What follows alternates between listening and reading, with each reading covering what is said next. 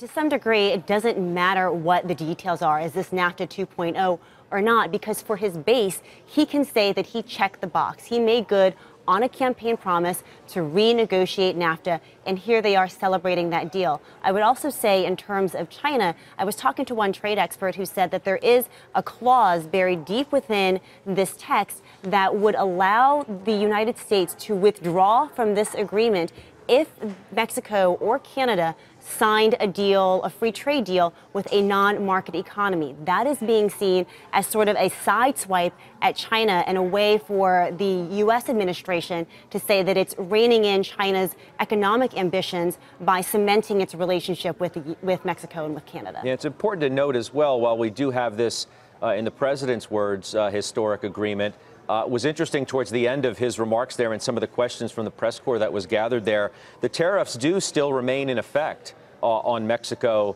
and Canada, even as a result of this deal that was struck at midnight. The steel and aluminum tariffs do remain in effect. However, one part of this deal is that for any future tariffs, perhaps on autos, that the U.S. administration may bring, the U.S. and Canada and Mexico would receive a pretty substantial exemption to those tariffs. They would also get a 60-day reprieve on additional tariffs, whatever they may be, that the administration might bring under the purview of national security issues. So there is some relief for Canada and Mexico potentially in the future, though on the steel and aluminum tariffs that are currently in place, no deal there. What do you make of the president's seeming unwillingness to give much on the idea that there's going to be a deal between China and the United States, Ylan, anytime soon? China wants to talk, said the president, but I said it's too early. We'll see what happens on China, he said.